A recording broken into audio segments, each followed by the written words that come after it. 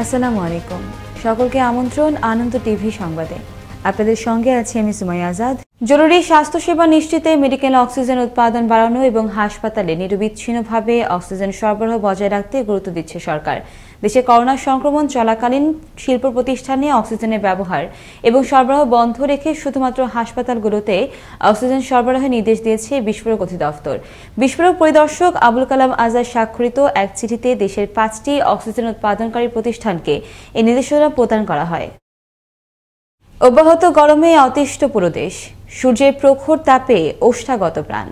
এমনিতেই প্রাণাহার থেকে বিরত দেশের সিংহভাগ মানুষ। এর ওপর গরমের তীব্রতা যেন বিষয়কে তুলছেন জনজীবনে। এক ফোঁটা পানির জন্য ছটফট করছে প্রাণীকুল। বিশেষজ্ঞরা বলছেন অতিমাত্রায় বৃক্ষ নিধন ও জলাশয় ভরাট করার কারণেই বাড়ছে গরমের তীব্রতা। সহকর্মী জানান আবেদিনের প্রতিবেদনে থাকছে বিস্তারিত। ক্যামেরায় ছিলেন শাহিন রেজা। আজ দেশের সর্বোচ্চ তাপমাত্রা রেকর্ড করা হয় ৩৯.৮। রাজধানী ঢাকাতে তাপমাত্রা ছিল ৩৯.৪ ডিগ্রি সেলসিয়াস। এর আগে ২০১৪ সালে ঢাকায় রেকর্ড করা হয় ৩৯.সেলসিয়াস তাপমাত্রা। মরুভূমির মতোই তীব্র গরমে অতিষ্ঠ পুরো দেশ। সূর্যের প্রখর তাপে রাজধানীর পিচঢালা রাজপথ যেন শুরু করেছে গলতে। মাথার উপরে সূর্য আর নিচে উত্তপ্ত কংক্রিট, এর উপরে চলছে জনজীবন। অসহনীয় গরমে সাধারণ মানুষের প্রাণ যায় যায় অবস্থা। টানা গরমে দিনমজুর খেটে খাওয়া মানুষ ও শারীরিক পরিশ্রমের মাধ্যমে যারা জীবিকা নির্বাহ করে থাকেন তারাই পড়েছেন বেশি ভোগান্তিতে। চারপাশ এখন গরমে হাঁসফাঁস। গরমে আমরা ইনকাম করতে পারি না, লোকজনও কম, ইনকামও কম। প্রচুর কষ্ট হইতেছে। রিক্সা চালানো আমাদের খুবই টাইপ ব্যবসা। তারপরে এই গরমে রোজা রাখা যায় না, অনেক কষ্ট হয়েছে। রমজান মাস না, আরো রোজা রাখে তো গাড়ি চালায়। শুধু মানুষই নয়, গরমে নাকাল প্রাণীকুলো। এক ফোঁটা পানির জন্য প্রাণ বাঁচাতে ছটফট করছে পাকপাখালিরাও। গরমে কোকিলের কণ্ঠেও বেঁচে থাকার আর্তনাদ। তবে আবহাওয়ার পূর্বাভাসে সহসা নেই কোনো সুসংবাদ।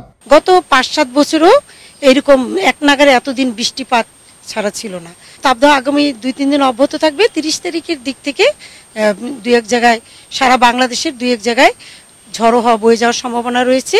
দেশে অব্যাহত তাপমাত্রা বৃদ্ধির জন্য বৃক্ষ নিধন ও জলাশয় ভরাট করে বাড়ি নির্মাণ করা তথা মানব সৃষ্ট পরিবেশ বিপর্যয়কে দুষলেন আবহাওয়া অধিদপ্তরের এই কর্মকর্তা।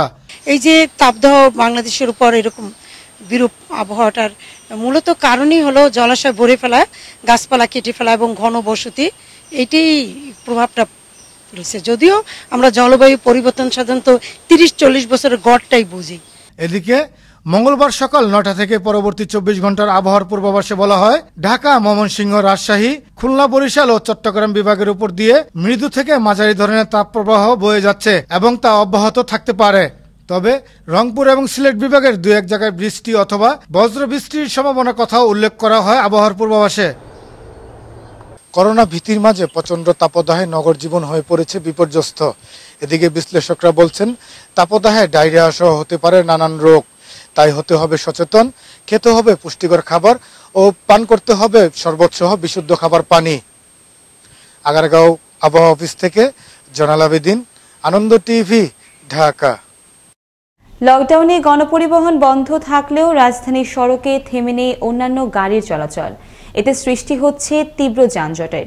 এদিকে লকডাউনের শিথিলতাকে সুযোগ হিসেবে ব্যবহার করছেন মানুষজন। এতে আরোপিত হতে পারে আবারও বিধিনিষেধ সহ জনস্বাস্থ্য সুরক্ষায় যে কোনো পদক্ষেপ। মুসামিয়ার প্রতিবেদনে আরও জানাচ্ছেন মোস্তফা কামাল তোহা। ক্যামেরা ছিলেন আলী আহমেদ। দ্বিতীয় দফা লকডাউনে রাজধানীর বিভিন্ন সড়কে চেকপোস্ট বসিয়ে তল্লাশি করছে পুলিশ। এতে গাড়ির লাইন হচ্ছে দীর্ঘ থেকে দীর্ঘতর। সেই সাথে নতুন করে ইউটার্ন খুললেও বন্ধ করে দেওয়া হয় 4 রাস্তা মোড়গুলি এবং ট্রাফিক সিগন্যালও। লকডাউনে গণপরিবহন বন্ধ থাকলেও স্বাভাবিক দিনগুলোর মতোই সড়কে চলছে প্রাইভেট কার, সিএনজি এবং মোটরসাইকেল। এতে সড়কে দেখা দেয় তীব্র যানজট। আমাদের রাস্তার কন্ডিশন খুবই খারাপ। আমরা একটা জায়গায় ভাঙা দেখলে গাড়ি জাম করতে গেলে আমরা ওইখানে ব্রেক করি, ব্রেক করলে পিছনে গাড়ি ব্রেক করে, মানে শত শত গাড়ি ব্রেকের জন্য ওই জায়গাটা জ্যামের সৃষ্টি হয়। ছোট গাড়ির চাপ বেশি, আবার ইউটার্ন বনানি যে ইউটার্নটা, এই ইউটার্নটা ভুল, এই ইউটার্নটা হয় না, হওয়ার কারণে যানজট বাড়ছে। নতুন করে ইউটার্ন খুলে দেওয়া হলেও বন্ধ রয়েছে সড়কের বিভিন্ন মোড়, সাথে ট্রাফিক সিগন্যালগুলোতে ছিল ব্যারিকেড। আমি মনে করি এই যানজটের প্রধান কারণ হচ্ছে গিয়া এই ব্যারিকেডগুলো। এই পুলিশের জায়গায় জায়গায় চেকপোস্ট, কোনো জায়গায় চেক করতেছে না, অযথাই তারা ব্যারিকেড দিয়ে রাস্তা যানজট ঝিকঝাক করে রেখে দিচ্ছে। এদিকে আরও 1 সপ্তাহের জন্য বৃদ্ধি করা হলো লকডাউন। সড়কে গাড়ির চাপই বলে দিচ্ছে লকডাউনের যথার্থতা। এমন অবস্থা চলতে থাকলে জনস্বাস্থ্য বিবেচনায় সরকার আবারও নিতে পারে যে কোনো পদক্ষেপ। লকডাউন খুলে দেওয়ার সুযোগ গ্রহণ না করে স্বাস্থ্যবিধি মেনে না চলে তাহলে অবশ্যই সরকারকে আবারও কঠিন সিদ্ধান্তে যেতে হবে। এই সকল বিবেচনায় সরকার ঘোষিত লকডাউন সহ সার্বিক নির্দেশনা মেনে চলাই সবার জন্য মঙ্গল। বিধি নিষেধের শিথিলতার সুযোগে স্বাস্থ্য বিধি ভঙ্গের প্রতিযোগিতা না করে করোনা মোকাবেলায় সর্বাত্মক সহযোগিতার হাত বাড়িয়ে দেয় সবাই।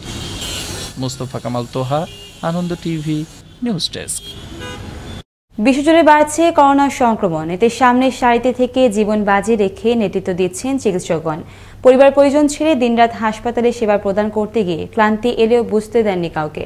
উল্টো রোগীদের মনোবল বৃদ্ধিতে নেন নানা কৌশল। এবার নিজেদের মনোবল চাঙ্গা রাখতে ঢাকা মেডিকেল কলেজ হাসপাতালে চিকিৎসকরা নাচলেন নয়া দামান নামের একটি গানের ছন্দে।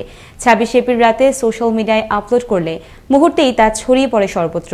রোগীদের সেবার পাশাপাশি মনোবল বৃদ্ধিতে এমন একটু বিনোদনে প্রশংসিত হচ্ছেন ঢাকা মেডিকেলের এই চিকিৎসক দল।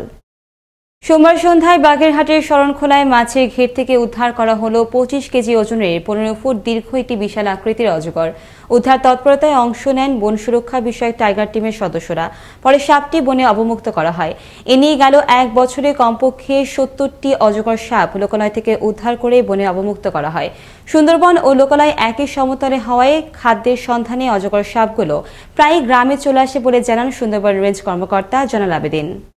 ঝিনাইদহের কালীগঞ্জ শহরে বেসরকারি একটি ক্লিনিক থেকে নবজাতক চুরির ঘটনায় প্রিয়া খাতুন নামের এক নারীকে আটক করল র্যাব। মঙ্গলবার সকালে র্যাব 6-এর কমান্ডার অতিরিক্ত পুলিশ সুপার কামাল উদ্দিনের নেতৃত্বে কালীগঞ্জ শহরে দাসপাড়া থেকে নবজাতক সহ অভিযুক্ত ওই নারীকে আটক করা হয়। এই ঘটনায় র্যাব বাদী হয়ে কালীগঞ্জ থানায় নারী ও শিশু নির্যাতন দমন আইনে একটি মামলা দায়ের করেন। গোপন সংবাদের ভিত্তিতে খাগড়াছড়ি সিন্দুকছড়ি দুর্গম অঞ্চলে সেনাবাহিনীর অভিযানে উদ্ধার করা হলো 1200 সেফটি সরকারি কার্ড। মঙ্গলবার রাতে পরিচালিত এই অভিযানে নেতৃত্ব দেন মেজর জাহিদুন নবী চৌধুরী। উদ্ধারকৃত কাঠের আনুমানিক বাজার মূল্য 6 লক্ষ টাকা।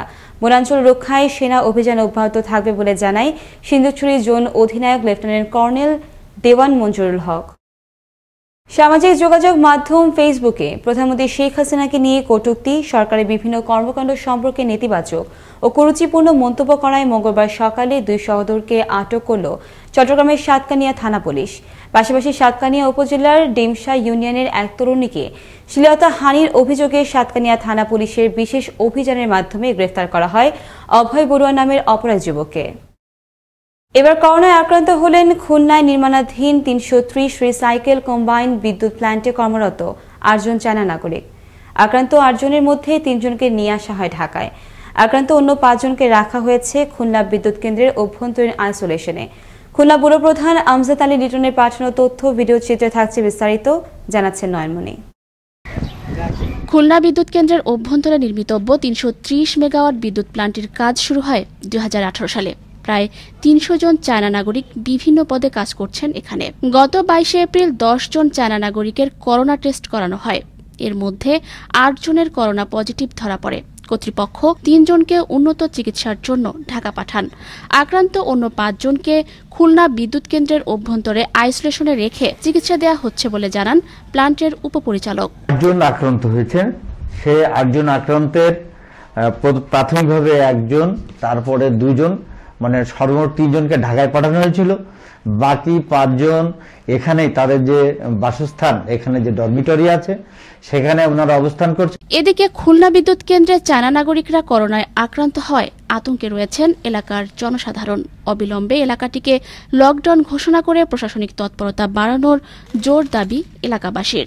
ভিতরে মানুষও এখানে আসা যাওয়া করে, বাইরের মানুষও আসা যাওয়া করে।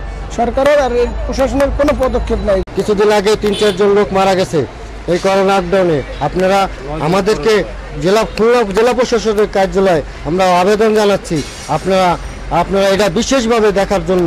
দ্রুত খুলনা বিদ্যুৎ কেন্দ্র করোনা মুক্ত হবে, শুরু হবে আবারও কর্মতৎপরতা, এমনটাই প্রত্যাশা করেছেন এলাকাবাসী। নয়নমণি, আনন্দ টিভি, ন্যাশনাল ডেস্ক। প্রচণ্ড তাপদাহ ও পানিবাহিত রোগে বাগেরহাটে বেড়ে চলছে ডায়রিয়ায় আক্রান্ত রোগীর সংখ্যা। হাসপাতালের শয্যার সংকটে নিরুপায় হয়ে মেঝেতে চিকিৎসা নিতে হচ্ছে রোগীদের। প্রতিদিনই ভর্তি হচ্ছে নতুন নতুন ডায়রিয়া আক্রান্ত রোগী। এতে চিকিৎসা দিতে হিমশিম খাচ্ছে হাসপাতাল কর্তৃপক্ষ। আমাদের মারে নিয়ে এখন আমরা সিট পাই নাই অনেক, সেই জন্য আমরা নিচে অবস্থান করছি। ডায়রিয়া হয়েছে, এই ডায়রিয়া হয়েছে 2 দিন ধরে। আমি রাত 3টার সময় আসছি, এর অবস্থা বেশি ভালো না, এখানে ভর্তি করছি। রোগীদের চাপ খুব বেড়ে গেছে, শীত তো নাই, শীত না থাকার কারণে রোগীদের আমরা ফ্লোরে দিচ্ছি। ডায়রিয়া মোকাবেলা করার জন্য আমরা স্বাস্থ্য অধিদপ্তর থেকে অতিরিক্ত পরিমাণ ডায়রিয়ার স্যালাইন আমরা চাহিদা দিয়েছি এবং ইতিমধ্যে কিছু সংগ্রহ করেছি এবং আগামী সপ্তাহে আমরা আরও কিছু স্যালাইন পেয়ে যাব। এই ছিল এখনকার মতো। আনন্দ টিভির সংবাদ দেখুন প্রতিদিন বিকেল 5টা 30 মিনিট এবং রাত 9টা 30 মিনিটে।